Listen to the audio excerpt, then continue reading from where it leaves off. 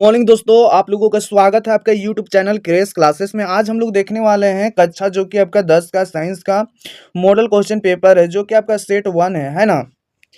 जो कि आपका एग्जाम की दृष्टि से very very must important question दिया गया है दोस्तों। तो आप लोग जल्दी इसे फटाफट याद कर लीजिए, क्योंकि आपका जो एग्जाम होने वाला है 10th का साइंस का, यहाँ से आपका 25 से 30% जो क्वेश्चन होगा दोस्तों, वह पूछा जाएगा। ठीक है, यहाँ पे इंपॉर्टेंट क्वेश्चन भी दिया गया है दोस्तों, जो कि एग्जाम की दृष्टि से very very must important question है ना।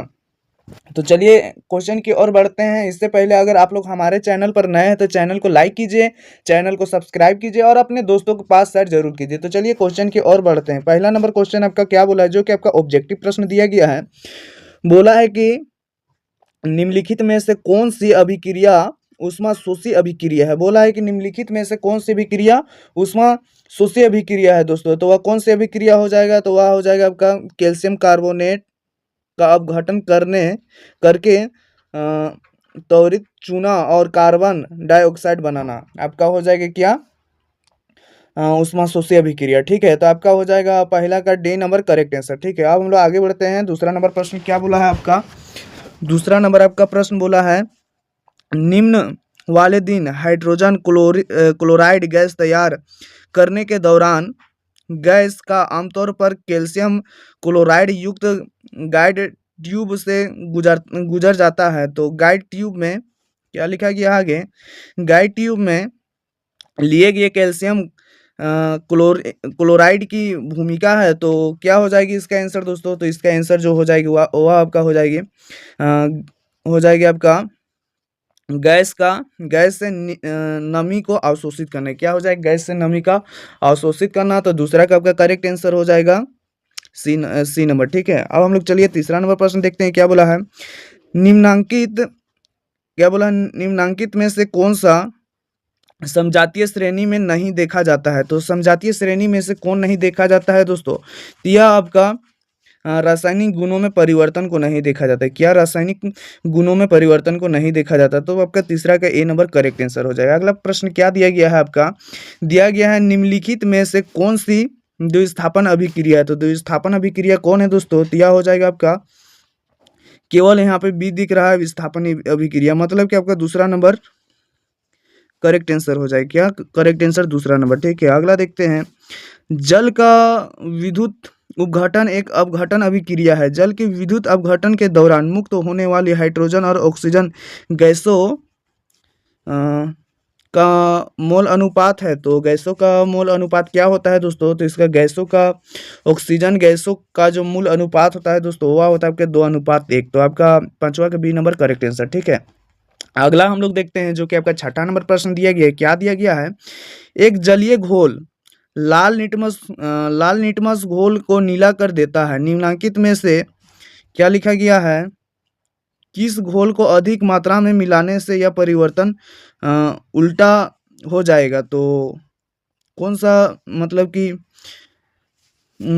अधिक मात्रा में मिलाने से परिवर्तन उल्टा हो जाएगा, कौन सा घोल को, तो वह हो जाएगा हाइड्रोक्लोरिक एसिड को मिलाने से क्या हो जाएगा, अधिक मात्रा मिला देंगे हाइड्रोक्लोरिक एसिड को, तो परिवर्तन उल्टा हो जाएगा। ठीक है, तो ये आपका हो गया छठा का डी नंबर करेक्ट आंसर। ठीक है, अगला हम लोग देखते हैं, जो कि 7वां नंबर प्रश्न बोला है, बेकिंग पाउडर का एक घटक सोडियम हाइड्रोजन कार्बोनेट है, दूसरा घटक है। तो दूसरा घटक क्या हो जाएगा दोस्तों, तो दूसरा घटक हो जाएगा आपका टार्टरिक एसिड। क्या हो जाएगा, टार्टरिक एसिड हो जाएगा। तो 7वां का बी नंबर करेक्ट आंसर हो जाएगा। अब हम लोग देखते हैं 8वां नंबर प्रश्न आपका क्या बोला है। बोला है कि निम्नलिखित में से कौन आयनिक यौगिक नहीं है। तो आयनिक यौगिक कौन नहीं है दोस्तों, तो यह आपका कौन नहीं है, तो HCl नहीं है, और आपका हो जाएगा ClCl4। तो आपका बी नंबर करेक्ट आंसर हो जाएगा, मतलब 2 और 3 दोनों हो जाएगा। ठीक है, अगला देखते हैं हम लोग 10वां नंबर प्रश्न बोला है, निम्नलिखित में से क्या बोला है, निम्नलिखित में से किस यौगिक में -OH क्रियात्मक समूह है। तो किस यौगिक में -OH क्रियात्मक समूह होता है दोस्तों, तो यह होता है आपका ब्यूटेनोन में क्या, ब्यूटेनोन में। तो आपका हो जाएगा बी नंबर करेक्ट आंसर। अगला देखते हैं 11 नंबर प्रश्न बोला है दोस्तों, यौगिक CH2CHO का नाम है। तो यौगिक CH3CH2 और CHO का जो नाम होता है दोस्तों, यह क्या है, तो देखिए यहाँ पे मेथ प्रो और यहाँ पे कौन सा ग्रुप का लगा हुआ है, तो यह लगा है प्रोपेनॉल हो जाएगा, इसका क्या प्रोपेनल हो जाएगा, क्या नल, ये आपका एल्डिहाइड ग्रुप का लगा हुआ है दोस्तों। देखिए यहाँ पे क्या प्रोपेनल हो जाएगा, ठीक है। तो आपका 11 का ए नंबर करेक्ट आंसर हो जाएगा। इसी प्रकार आपका दिया गया इधर 12 नंबर प्रश्न क्या दिया गया है, आप देखिए यहाँ पे दिया गया है आहार नली के किस भाग में भोजन का अंतिम पाचन होता है। तो आहार नली के किस भाग में अंतिम पाचन होता है दोस्तों, तो वह आपका होता है छोटी आंत में, है ना। छोटी आंत में अंतिम पाचन होता है, तो आपका डी नंबर करेक्ट आंसर हो जाएगा। अगला देखते हैं 13 नंबर क्या बोला है, श्वसन के दौरान, क्या श्वसन के दौरान गैसों का आदान प्रदान यह होता है, तो कहाँ होता है दोस्तों, यह होता है फेफड़ों के एलवी योली में, क्या एलवी योली में होता है। तो आपका बी नंबर करेक्ट आंसर हो जाएगा। अगला देखते हैं 14 नंबर क्या बोला है, मस्तिष्क के बारे में निम्नलिखित में से कौन सा कथन सत्य है। तो आपका कौन सा कथन सत्य है दोस्तों, तो पहला नंबर दिया है मस्तिष्क मुख्य सोचने वाला भाग पक्ष मस्तिष्क है, कि आपका शोषण, गंध, स्मृति, दृश्य आदि के केंद्र ग्रह मस्तिष्क में स्थित है। अगला बोला आपका 30 नंबर में लार, उल्टी, रक्तचाप जैसे अनैच्छिक क्रियाएं पश्च मस्तिष्क में स्थित मेडुला द्वारा नियंत्रण होता है, कि आपका लास्ट में 4 नंबर ऑप्शन में क्या दिया गया है, सेरिबैलम शरीर की मुख्य और संतुलन को नियंत्रण नहीं करता है। तो आपका जो करेक्ट आंसर हो जाएगा 14 का वह हो जाएगा 2 और 3 दोनों, है ना। तो देख लीजिएगा यहाँ पे 2 और 3 दोनों करेक्ट आंसर हो जाएगा, ठीक है। अगला क्या है 15 नंबर, बेलम जोड़ी का चयन करें। तो बेलम जोड़ी कौन कौन होता है दोस्तों, तो यह होता है, क्या लिखा गया है, बेमेल, बेमेल जोड़ी का चयन करे बोला है ना। तो आपका हो जाए करेक्ट आंसर ए नंबर, ठीक है। अगला क्या है 16 नंबर में, एक फूल में नर और मादा युग्म उत्पन्न करने वाले भाग है। तो नर और मादा युग्म उत्पन्न करने वाला भाग को क्या कहते हैं दोस्तों, इससे कहते हैं हम लोग परागकोश और अंडाशय, है ना। तो आपका सी नंबर जो हो जाएगा करेक्ट आंसर हो जाएगा। अगला देखते हैं 17 नंबर क्या बोला है, अमीबा साइरोगैरा, क्या स्पाइरोगैरा, अमीबा स्पाइरोगैरा और ईस्ट में प्रजनन की एक समान विशेषता हुआ है, कि क्या है दोस्तों, तो एक समान व्यवस्था क्या वे अलैंगिक रूप से प्रजनन करते हैं, क्या अलैंगिक रूप से प्रजनन करते हैं। तो 17 के ए नंबर करेक्ट आंसर हो जाएगा। अगला देखते हैं हम लोग का 18 नंबर क्या बोला है, नीचे दी गई सूची में से उस लक्षण का चयन करें जिसे अर्जित किया, क्या लिखा गया है, अर्जित किया जा सकता है लेकिन विरासत में नहीं मिलता। तो आपका जो करेक्ट आंसर हो जाएगा दोस्तों, यह हो जाएगा आपका 18 का जो हो जाएगा, यह हो जाएगा आपका शरीर का आकार, ठीक है। अगला अगला देखते हैं हम लोग 19 नंबर क्वेश्चन क्या बोला है, प्राकृतिक चयन द्वारा प्रजातियों के विकास का सिद्धांत दिया गया था। तो क्या दिया गया था, क्या बोला है, प्राकृतिक चयन द्वारा प्रजातियों के विकास का सिद्धांत दिया गया था। तो किसके द्वारा दिया गया था दोस्तों, दिया आपका डार्विन के द्वारा दिया गया था, किसके द्वारा, डार्विन के द्वारा। अगला देखते हैं 20 नंबर क्या बोला है कि आपका निम्नलिखित में से कौन सा कथन सत्य है। तो कौन सा कथन सत्य है दोस्तों, तो आपका हो जाएगा ए नंबर करेक्ट आंसर, ठीक है। अगला देखते हैं क्या दिया गया है 21 नंबर, निम्नलिखित में से किसमें अंत पर रखी गई वस्तु का प्रतिबिंब अत्यधिक छोटी और बिंदु आकार का होता है। तो किसमें होता है दोस्तों, तो यह आपका होता है अवतल दर्पण, अवतल दर्पण और अवतल लेंस और उत्तल लेंस में होता है। तो डी नंबर करेक्ट आंसर हो जाएगा। अगला देखते हैं 22 नंबर क्या बोला है, एक व्यक्ति 2 मीटर से अधिक दूरी पर रखी वस्तु को स्पष्ट रूप से नहीं देख सकता है। इस दोष को निम्न क्षमता के लेंस का उपयोग करके ठीक किया जा सकता है। तो आपका हो जाएगा बी नंबर करेक्ट आंसर। अगला देखते हैं 23 नंबर क्या बोला आपका, 23 नंबर बोल रहा है आपका प्रकाश की निम्नलिखित में से कौन सी घटना इंद्रधनुष के निर्माण में शामिल है। तो कौन सी घटना निम्न में से इंद्रधनुष में शामिल है दोस्तों, तो यह आपका हो जाएगा अपवर्तन, विक्षेपण और आंतरिक परिवर्तन। तो आपका सी नंबर जो है करेक्ट आंसर है, ठीक है। अगला देखते हैं हम लोग 24 नंबर क्या बोला है, 1/2 ओम वाले 5 प्रतिरोधकों का उपयोग करके कौन सा न्यूनतम प्रतिरोध बनाया जा सकता है। तो कौन सा प्रतिरोध बनाया जा सकता है, तो दोस्तों तो यह बनाया जाता है 1/25 ओम का, ठीक है। तो बी नंबर करेक्ट आंसर। आप लोग इसको हल कर लीजिए कॉपी में, ठीक है। यहाँ पर डायरेक्ट आंसर बताया जा रहा है, ठीक है। अगला हम लोग देखते हैं क्या दिया गया है 25 नंबर, प्रतिरोधकता नहीं बदलती है। तो प्रतिरोधकता जो होता है दोस्तों वह कहाँ नहीं बदलती है, तो वह आपका होता है प्रतिरोधकता का आकार बदल दिया जाए, है ना, क्या प्रतिरोधक का आकार बदल दिया जाए तब का सी नंबर करेक्ट आंसर हो जाएगा। अगला देखते हैं क्या दिया गया है, गलत कथन को चुनिए। तो आपका गलत कथन क्या है दोस्तों, तो यहाँ पे है, भारत में ऐसी प्रतिवर्ती धारा हर 1/50 सेकंड के बाद दिशा बदलती है। तो यह आपका गलत कथन है, ठीक है। अगला देखते हैं 27 नंबर प्रश्न आपका क्या दिया गया है, दिया गया है घरेलू उपकरणों को शॉर्ट सर्किट या क्या लिखा गया है, शॉर्ट सर्किट या ओवरलोड से बचाने के लिए इस्तेमाल की जाने वाली सबसे महत्वपूर्ण सुरक्षा विधि क्या है। तो सबसे सुरक्षा विधि क्या है दोस्तों, तो यह आपका है 27 का बी नंबर करेक्ट आंसर क्या, फ्यूज और फ्यूज का उपयोग, ठीक है। अगला हम लोग देखते हैं 28 नंबर क्या बोला है, जल विद्युत क्या लिखा है संयंत्र में होता है। तो क्या होता है दोस्तों, तो यह होता है संग्रहित जल की स्थिति ऊर्जा को विद्युत में परिवर्तन किया जाता है। तब क्या ये नंबर करेक्ट आंसर हो जाए। अगला देखते हैं 29 नंबर क्या बोला, वे जी जो क्या बोला है, वे जी जो विकिरण ऊर्जा का उपयोग करके अकार्बनिक यौगिक से कार्बन क्या लिखा है कार्बोहाइड्रेट का विश्लेषण करते हैं, उन्हें कहा जाता है। तो क्या कहा जाता है दोस्तों उन्हें, तो वो उन्हें कहा जाता है उत्पादक कहा जाता है क्या, तो बी नंबर करेक्ट आंसर हो जाएगा। अगला देखते हैं हम लोग 30 नंबर क्या बोला है, आपका यहाँ पे 30 नंबर प्रश्न बोला है कि चिपको आंदोलन द्वारा किया गया महत्वपूर्ण संदेश है। तो चिपको आंदोलन द्वारा क्या किया गया था दोस्तों, तो यह किया गया था आपका वन संरक्षण प्रयासों से समुदाय को शामिल करना, ठीक है। तब का ए नंबर जो हो जाएगा दोस्तों, यह हो जाएगा करेक्ट आंसर, ठीक है। अगला हम लोग देखते हैं 2 नंबरिया प्रश्न क्या दिया गया, पहला नंबर यहाँ पर प्रश्न में दिया गया है, प्राकृतिक में संसाधन नमक के 2 मुख्य स्रोतों की सूची बनाएं। 2 यौगिक के नाम बताएं जहां संसाधन नमक को कच्चे माल के रूप में उपयोग किया जाता है। तो क्या क्या हो जाएगा, तो 2 मुख्य स्रोत हो जाएगा आपका समुद्र जल लिखा गया है, सादा नमक, झील का खर्रा पानी, और 2 यौगिक के नाम, तो वह हो जाएगा सोडियम हाइड्रोक्साइड और बेकिंग सोडा, ठीक है। तो ये हो गया आपका करेक्ट आंसर। अगला हम लोग देखते हैं क्या दिया गया है, आपका दिया गया है कार्बन यौगिक की संख्या अन्य सभी तत्वों के द्वारा मिलाकर बनाए गए यौगिक से अधिक है, 2 कारण बताइए और इस कथन की पुष्टि कीजिए बोला है। तो क्या हो जाएगा इसका आंसर दोस्तों, इसका आंसर हो जाएगा कार्बन यौगिक की विशाल संख्या होने के निम्नलिखित 2 कारण है। कौन कौन है, कार्बन यौगिक में श्रृंखलन गुण का होना और कार्बन की चतुसंयोजकता गुण का होना, ठीक है। तो ये हो गया आपका करेक्ट आंसर। अगला हम लोग देखते हैं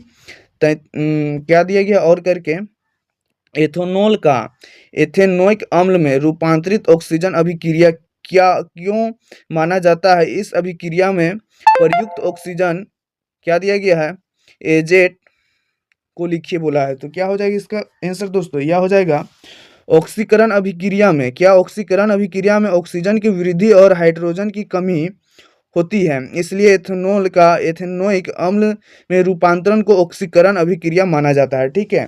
तो इसका जो सूत्र हो जाएगा दोस्तों, ये क्या हो जाएगा, मतलब कि एक फार्मूला देना होगा, ठीक है। तो ये हो जाएगा CH3CH2CO, है ना।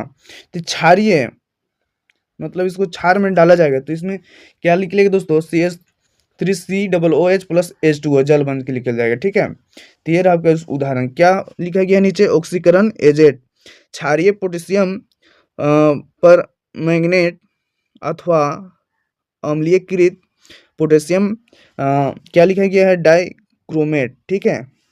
अगला देखते हैं हम लोग 33 नंबर प्रश्न क्या बोला है दोस्तों, आपका 33 नंबर प्रश्न बोल रहा है माध्यम क्रियाशीलता वाली एक धातु का नाम बताएं तथा सल्फर आयस्क से इस धातु के निष्कर्षण के 3 मुख्य चरण लिखे। तो क्या क्या हो जाएगा इसका, तो इसका हो जाएगा दोस्तों धातु के नाम जस्ता, धातु के निष्कर्षण के चयन हो जाएगा आयस्क का सांद्रण सांद्रता, आयस्क का धातु के ऑक्साइड का में परिवर्तन, और हो जाएगा धातु के ऑक्साइड से धातु का निष्कर्षण, और आपका हो जाएगा चौथा में धातु का परिकरण, है ना। तो ये रहा आपका 33 नंबर का आंसर, ठीक है। अब हम लोग अगला देखते हैं क्या दिया गया है। अगला प्रश्न आपका दोस्तों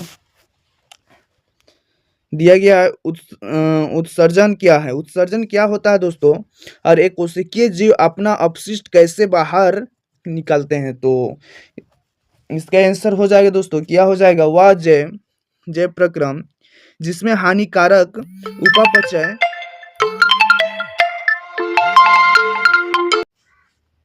क्या हो जाएगा इसका आंसर? वह जय प्रक्रम जिसमें हानिकारक उपापचय वर्ज्य पदार्थ जैसे कि यूरिया, अमोनिया, CO2 तथा जल का निष्कर्षण होता है उत्सर्जन कहलाता है। क्या कहलाता है? उत्सर्जन कहलाता है। और एक कोशिकीय जीव अपशिष्ट पदार्थ को हटाने के लिए विसरण की प्रक्रिया का इस्तेमाल करते हैं। विसरण की प्रक्रिया में अपशिष्ट पदार्थ कोशिका झिल्ली के जरिए सीधे बाहर निकल जाती है। तो ये रहा आपका 34 नंबर का आंसर। ठीक है, अगला हम लोग देखते हैं 35 नंबर क्वेश्चन। दोस्तों आपका 35 नंबर प्रश्न क्या बोला है? प्रत्येक के 2 कार्य लिखें। एक विरेचन दिया गया है, एक अंडाशय। तो विरेचन हेडिंग डालेंगे दोस्तों, अब विरेचन के कार्य लिखेंगे। क्या शुक्राणुओं का उत्पादन करता है विरेचन?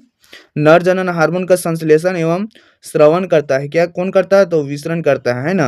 अगला क्या है? अंडाशय के कार्य। तो यह मादा लैंगिक अंगों का विकास करता है। अंडाशय जो होता है दोस्तों, यह मादा लैंगिक अंगों के विकास करता है। ठीक है, और क्या करता है? मस्तिष्क चक्र, मानसिक चक्र का नियमन करता है। क्या नियमन करता है? ठीक है, ये रहा आपका करेक्ट आंसर। अब लिखा गया है और करके मानव मादा प्रजनन तंत्र में प्लेसेंटा प्लेसेंटा और क्या दिया गया है? फैलोपियन ट्यूब के कार्यों का उल्लेख करें। तो प्लेसेंटा के कार्य क्या होता है? तो यह होता है प्लेसेंटा द्वारा भ्रूण को विकसित होने के लिए भोजन, शोषण, उत्सर्जन इत्यादि आवश्यकताओं की पूर्ति मातृ शरीर से होती है। क्या? मातृ शरीर से होती है। अगला क्या है? फैलोपियन ट्यूब के कार्य। तो फैलोपियन ट्यूब के कार्य क्या हो जाएगा? ये अंडाणुओं को गर्भाशय तक पहुंचाता है। ठीक है, अंडाणुओं को गर्भाशय तक पहुंचाता है और निषेचन में सहायक स्थान उपलब्ध कराता है ना। निषेचन में सहायक स्थान क्या करता है? उपलब्ध कराना इसका काम है। ठीक है, अगला क्या? 36 नंबर प्रश्न आपका बोला है कि हमें अपने वनों का संरक्षण क्यों करना चाहिए? वनों को कटाई के क्या लिखा गया है? जिम्मेदार को कारकों की सूची बनाइए बोला है। तो हम अपने वनों का संरक्षण करना चाहिए क्योंकि वन मृदा तथा वातावरण की रक्षा करते हैं। क्या करते हैं वन दोस्तों? या मृदा तथा वातावरण की रक्षा करते हैं, क्योंकि हमें इससे ही हम लोग प्रकृति में ही हम लोग निर्भर रहते हैं, क्योंकि हम लोग प्रकृति के द्वारा ही हम लोग जीवन व्यतीत करते हैं। ठीक है, आगे क्या दिया गया है? तथा गैसीय संतुलन को स्थापित करते हैं, या गैसीय संतुलन को भी स्थापित करता है दोस्तों। ठीक है, वन वर्षा में सहायक, और वन वर्षा में भी मतलब वर्षा कराने में भी सहायक होता है पेड़ पौधे और मृदा। ठीक है, तथा जलवायु का अनुरक्षण करते हैं। जलवायु का अनुरक्षण करते हैं। वन महत्वपूर्ण आर्थिक संसाधन है। वे वन क्या लिखा गया है? वे वन प्राणियों के शरण भी प्रदान करते हैं। मतलब वन प्राणियों को रहने के लिए क्या कहते हैं उसको? शरण भी प्रदान करते हैं। ठीक है, अगला क्या है? जिम्मेदार कार्य। तो यह है कृषि गतिविधियां, पशुधन और शहरीकरण। मतलब कि पेड़ पौधों को काट के कृषि गतिविधियां अपनाई जा रही है, पशुधन को भी बढ़ावा दिया जा रहा है और शहरीकरण को, जिससे हम लोग क्या कर रहे हैं? पेड़ पौधे को काटते जा रहे हैं, है ना, जिसके कारण क्या हो रही है? समस्या उत्पन्न हो रही है। ठीक है, अगला हम लोग देखते हैं 37 नंबर क्वेश्चन क्या बोला है आपका? एक चाइना डिश में 2 ग्राम सिल्वर क्लोराइड लिया जाता है और चाइना डिश को कुछ समय के लिए सूरज की रोशनी में रखा जाता है। तो इन मामले में आपका अवलोकन क्या होगा? और इसमें शामिल रासायनिक क्या दिया गया है? इसमें शामिल रासायनिक क्या है? रासायनिक प्रक्रिया को संतुलित रासायनिक समीकरण के रूप में लिखिए। रासायनिक प्रक्रिया की पहचान भी करने बोला है। ठीक है, तो जो इसका उत्तर हो जाएगा दोस्तों, क्या हो जाएगा? यह अवलोकन हम देखते हैं कि सूर्य के प्रकाश में श्वेत क्या लिखा गया है? श्वेत सिल्वर क्लोराइड धूसर रंग का हो जाता है। क्या? धूसर रंग का हो जाता है। उसे रासायनिक अभिक्रिया कहते हैं। जैसे कि एक दिया गया है रासायनिक अभिक्रिया 2AgCl, है ना, जो कि सूर्य का प्रकाश जब यहाँ पे पड़ेगा दोस्तों, तो यहाँ से Cl2 को विस्थापित करके क्या बना देता है, देखिए 2Hg से स्थापित करके Cl2 अलग हो जाता है, ठीक है, जो कि प्रकाश रासायनिक अभिक्रिया कहलाता है ना। अगला क्या है, वियोजन अभिक्रिया शब्द को परिभाषित करें। वियोजन अभिक्रिया शब्द को परिभाषित करना है और तापीय अपघटन और वैद्युत अपघटनीय घटन का एक एक उदाहरण दें बोला है, ठीक है। तो इसका उत्तर क्या हो जाएगा, वियोजन अभिक्रिया वैसे रासायनिक अभिक्रिया जिसमें एक पदार्थ एक पदार्थ जो टूटने से दो या दो से अधिक नए पदार्थ का निर्माण होता है, जिसके गुण मूल पदार्थ के गुणों के बिल्कुल भिन्न होते हैं, उसे हम लोग वियोजन अभिक्रिया कहते हैं। जैसे कि तापीय अपघटन में CaCO3 को उष्मा देते हैं, तो मतलब कि आग देते हैं, तो क्या हो जाएगा, CaO+CO2 में टूट जाएगा, ठीक है। और वैद्युत उपघटन मतलब कि लाइन के द्वारा करते हैं, तो क्या हो जाता है, 2H2 को लाइन में मतलब कि देते हैं, तो क्या हो जाएगा, 2H2 से टूट के O2 अलग हो जाएगा, ठीक है। अगला क्या दिया गया है आपका, 38 नंबर प्रश्न दिया गया है दोस्तों। क्या दिया गया है आपका, दिया गया है कि क्रमशः तनु HCl और NaOH विलयन युक्त दो प्रणालियों ए और बी में नीला लिटमस विलयन डाला गया, कि किस प्रणाली में रंग परिवर्तन देखा जाएगा, रंग परिवर्तन बताएं और उसका कारण भी देने बोला है। तो इसका जो उत्तर हो जाएगा दोस्तों, यह हो जाएगा आपका प्रणाली ए में रंग परिवर्तन देखा गया। क्या देखा गया, रंग परिवर्तन में लाल रंग है ना, कारण अम्ल नीला लिटमस पत्र को लाल कर देता है। अम्ल जो होता है दोस्तों, हम लोग क्या जानते हैं, अम्ल जो होता है नीला लिटमस पत्र को क्या कर देता है, लाल कर देता है। अगला क्या है क्वेश्चन आपका, चित्र की सहायता से साबुन की सफाई की प्रक्रिया को समझाए। ये क्वेश्चन दोस्तों आपका बोर्ड एग्जाम में होता है ना, बार बार पूछा जाता है, ठीक है, जो कि आपका यह very very most important question है। तो आप लोग इसको फटाफट याद कर लीजिए, क्योंकि ये क्वेश्चन आपका 5 नंबर क्वेश्चन में पूछा जा सकता है, 5 नंबर मतलब प्रश्न में पूछा जाता है, या आपका 3 नंबरिया प्रश्न में पूछा जाएगा, ठीक है। तो आप लोग इसको जरूर याद कर लीजिए, क्योंकि यह आपका बार बार एग्जाम में पूछा जाता है, ठीक है, इस बार तो आपका जरूर पूछा जाएगा। तो आपका 39 नंबर का उत्तर जो हो जाएगा, या क्या हो जाएगा, साबुन में अणु ऐसे होते हैं जिसके दोनों सिरों के विभिन्न गुणधर्म होते हैं। दोनों सिरों के क्या होते हैं दोस्तों, विभिन्न गुणधर्म होते हैं। जल में विलय एक सिरे को जलरागी कहते हैं। जो जल में विलय रहता है दोस्तों, जल में घुला रहता है, उसको एक सिरे को क्या कहते हैं, जलरागी कहते हैं। तथा हाइड्रोकार्बन में विलय दूसरे सिरे को जल विरागी कहते हैं। जो हाइड्रोकार्बन में जो झांस आता है दोस्तों, उसको क्या कहते हैं, जल विरागी कहते हैं। जब साबुन की सतह पर होता है, जब साबुन सतह पर होता है, तब इसके गुण अपने को इस प्रकार अवस्थित कर लेते हैं कि इसका आयनिक सिरा जल के अंदर होता है। जो आयनिक सिरा होता है दोस्तों, यह जल के अंदर हो जाता है, जबकि हाइड्रोकार्बन पूंछ जल के बाहर होता है। जल के अंदर इन अणुओं की एक विशेष अवस्था होती है, जिससे इसका हाइड्रोकार्बन सिरा जल के बाहर बना होता है। ऐसा अणुओं का बाहर बड़ा गुच्छा बनने के कारण होता है, ठीक है, जिससे जल विरागी पूंछ गुच्छे के आंतरिक हिस्से में होती है। जब उसका आयनिक सिरा गुच्छे की सतह पर होता है, इस संरचना को मिसेल कहते हैं। क्या कहते हैं, इस जो संरचना बनता है दोस्तों, उसे मिसेल कहते हैं। मिसेल के रूप में साबुन स्वच्छ करने में सक्षम होता है दोस्तों, सक्षम होता है, ठीक है, क्योंकि तेलिए में क्या बोला है, तेलिए मेल मिसेल के केंद्र में एकत्र हो जाते हैं और मिसेल विलयन के क्लोराइड के रूप में बने रहते हैं, तथा आयन आयन विकर्षण के कारण अवक्षेपित नहीं होते हैं। देखिए यहाँ पे इसका डायग्राम भी बनाया गया है, ठीक है। आगे क्या दिया गया है, इस प्रकार साबुन का मिसेल मेल को पानी में घुलने में मदद करता है और हमारे कपड़े साफ हो जाते हैं। इस प्रक्रिया के द्वारा हमारे कपड़े क्या हो जाते हैं दोस्तों, साफ हो जाते हैं। अगला हम लोग देखते हैं क्या दिया गया है।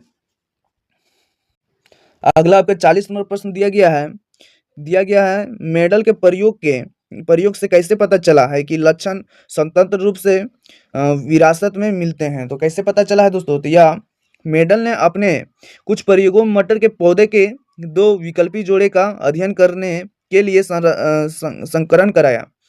इसके लिए उन्होंने गोल बीजों वाले लंबे पौधे एवं झुरीदार बीज वाले बौने पौधे के बीच संकरण कराया और पाया कि F1 पीढ़ी के सभी पौधे लंबे और गोल बीज वाले थे। इससे पता चलता है कि लंबाई तथा बीज का गोल आकार क्या होता है, प्रभावी लक्षण होता है। और F2 पीढ़ी में क्या होता है, कुछ पौधे नए संयोजन प्रदर्शित करते हैं, जैसे कुछ पौधे लंबे परंतु झुरीदार बीज वाले हैं, जबकि कुछ पौधे बौने और गोले बीज वाले हैं। तो उपयुक्त दोनों दशाओं से यह निष्कर्षण निकलता है कि लंबे बौनापन, बीज का गोल होना अथवा झुरीदार होना परस्पर स्वतंत्र लक्षण है। यह क्या लिखा गया है, स्वतंत्रता पूर्वक वंशानुगत है, मतलब पीढ़ी दर पीढ़ी से चलते आ रही है। ठीक है, ये पता लगाया मेडल ने। अगला क्या है प्रश्न आपका, जो कि आपका 41 नंबर प्रश्न है। क्या दिया गया है, 10 ओम और 15 ओम और 20 ओम के 3 प्रतिरोधक एक परिपथ में श्रेणी क्रम में जुड़े हुए हैं। यदि 15 ओम प्रतिरोधक में विभव गिरावट 3 वोल्ट है तो परिपथ में धारा, और 10 ओम प्रतिरोधक में विभव गिरावट ज्ञात करने बोला है। तो इसका जो उत्तर हो जाए क्या हो जाए, 15 ओम प्रतिरोध में विभव गिरावट V3 है, और ओम के नियम से हम लोग जानते हैं क्या, I बराबर V बटे I, मतलब ये होता है फॉर्मूला। ठीक है, तो यहाँ पे I बराबर V दिया गया आपका 3 ओम और R दिया गया है आपका 15। तो आपका जब इसको हम लोग भागा देंगे, 3 एकम 3, 3 पचे 15 है ना, जब 5 से हम लोग 1 को भागा देंगे तो यहाँ पे आ जाएगा 0.2 एम्पियर आंसर। ठीक है, 10 ओम प्रतिरोध में विभव गिरावट, तो आपका V बराबर I इंटू R होता है ओम के नियम से, तो बराबर हो जाएगा 0.2 आया, तो इसको हम लोग 10 से गुना कर देंगे तो 2 वोल्ट इसका आंसर हो जाएगा। ठीक है, अब हम लोग आगे देखते हैं क्या दिया गया है। आप लोग का आगे दिया गया है प्रश्न में 5 ओम तथा 10 ओम और 15 ओम के 3 प्रतिरोध श्रृंखला में जुड़े हुए हैं और संयोजन 30 वोल्ट की बैटरी से जुड़ा हुआ है। तो परिपथ में एमीटर और वोल्टमीटर जुड़े हुए हैं। सभी उपकरण को उचित क्रम में जोड़ने वाले एक परिपथ आरेख बनाइए बोला है। परिपथ आरेख बनाना है, और 10 ओम प्रतिरोधक में प्रवाहित धारा और विभवांतर क्या है बोला है ना। तो प्रभावित धारा और विभवांतर क्या हो जाएगा दोस्तों, तो यह हो जाएगा परिपथ आरेख में। देखिए यहाँ पे बनाया गया है 10 ओम, 5 ओम और 15 ओम का एक परिपथ बनाया गया है, और 5 ओम और 15 ओम के मतलब 10 ओम के बीच में एक वोल्ट मीटर भी जोड़ा गया है ना, और यहाँ पे 30 वोल्ट के बैटरी से संयोजित किया गया है। ठीक है, तो 10 ओम प्रतिरोधक में प्रवाहित धारा, तो I बराबर V बटे R होता है, तो 30 बटे 10 हो जाएगा है ना, क्योंकि यहाँ पे बैटरी में 10 से वोल्ट ना दिया गया है, तो आपका 3 एम्पियर एक आंसर आ जाएगा, और 10 ओम प्रतिरोधक में विभवांतर हो जाएगा आपका 30 वोल्ट आंसर। ठीक है, तो ये रहा आपका 41 का और करके दिया गया है क्वेश्चन, उसका उत्तर। ठीक है, अब हम लोग देखते हैं 42 नंबर प्रश्न क्या बोला है। आपका बोला है, एक समान चुंबकीय क्षेत्र में रखी धारावाहिक चालक द्वारा अनुभव किए गए बल की दिशा निर्धारित करने के लिए प्रयुक्त नियम का नाम क्या लिखा गया है, विवरण तथा उदाहरण सहित व्याख्या करने बोला है ना। तो चलिए हम लोग करते हैं उदाहरण सहित इसका व्याख्या। तो इसका जो उत्तर हो जाएगा, पहले इसका डिफिनेशन देते हैं। क्या हो जाएगा, प्रयुक्त नियम का नाम फ्लेमिंग का वाम हस्त नियम है ना। फ्लेमिंग का वाम हस्त नियम अपने बाएं हाथ की तर्जनी, मध्यमा और अंगूठे को इस प्रकार फैलाएं कि, मतलब आपका बाएं हाथ की 3 उंगलियां कौन कौन, तर्जनी, मध्यमा और अंगूठे, मतलब बीच का उंगली को बोल रहा है ना, और अंगूठा को बोल रहा है, को इस प्रकार फैलाएं कि वे एक दूसरे पर लंबवत हो। ठीक है, यदि तर्जनी क्षेत्र की दिशा और मध्यमा धारा की दिशा प्रदर्शित करे तो अंगूठा चालक की गति की दिशा की ओर संकेत करेगा। ठीक है, ये रहा आपका इसका आंसर है। यहाँ पे आप लोग का डायग्राम बना देना है। ठीक है, आप लोग को बायां हाथ का डायग्राम बना देना है ना, और यहाँ पे बता देना है कि गति का दिशा कौन बता रहा है, तो ये आपका अंगूठा बता रहा है ना, और चुंबकीय क्षेत्र की दिशा आपका बता रहा है मध्यमा। ठीक है, और धारा की दिशा कौन बता रहा है, तो आपका बता रहा है तर्जनी उंगली। ठीक है, अगला क्या है प्रश्न 43 नंबर प्रश्न बोला है, दिए गए अभिक्रिया को उदाहरणों सहित समझाएं। क्या दिया गया, हाइड्रोजनीकरण अभिक्रिया, ऑक्सीकरण अभिक्रिया दिया गया है ना, और दिया गया साबुन और अपमार्जकों के उनकी संरचना और कठोर जल सफाई क्रिया के आधार पर तुलना करने बोला है। और अगला बोला है C नंबर में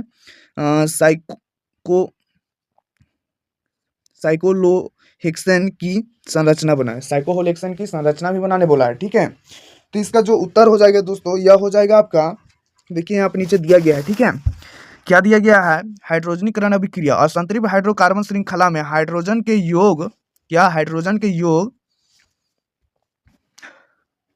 को हाइड्रोजनीकरण कहते हैं, क्या हाइड्रोजन के योग को हाइड्रोजनीकरण कहते हैं। यह अभिक्रिया उत्प्रेरक की उपस्थिति में कराई जाती है ना, यहाँ पे दिया गया है ना, इसको देख लीजिएगा। अगला क्या है, हाइड्रोजनीकरण का उपयोग वनस्पति तेल से वनस्पति घी बनाने में किया जाता है। जो हाइड्रोजनीकरण होता है दोस्तों, इसका उपयोग वनस्पति तेल से वनस्पति घी बनाने के लिए, मतलब तेल से घी बनाने के लिए इसका उपयोग किया जाता है ना।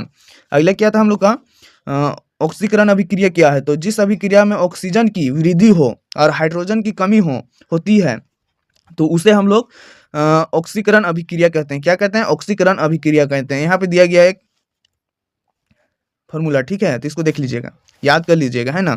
अगला क्या था, साबुन और अमाजक में अंतर। तो साबुन लंबे श्रृंखला वाले कार्बोक्सिलिक अम्लों के सोडियम लवण होते हैं, इसमें COO और Na+ आयन होते हैं और यह कठोर जल में कठिनाई से झाग देते हैं, है ना। और अपमांजक या अमांजक सल्फ्यूरिक अम्लों के सोडियम लवण होते हैं, इनमें आयनिक समूह होते हैं, यह कठोर जल में आसानी से झाग देते हैं, ठीक है। अगला देखते हैं, बोला साइक्लोहेक्सेन बोला है, साइक्लोहेक्सेन देखिए, मेथप्रोब्यूटेंट हेक्स हो गया, तो क्या कहलाएगा, साइक्लोहेक्सेन कहलाएगा, ठीक है। तो ये रहा आपका करेक्ट डायग्राम बनाया गया, ठीक है, इसको देख लीजिएगा, है ना। ये रहा आपका साइक्लोहेक्सेन का संरचना।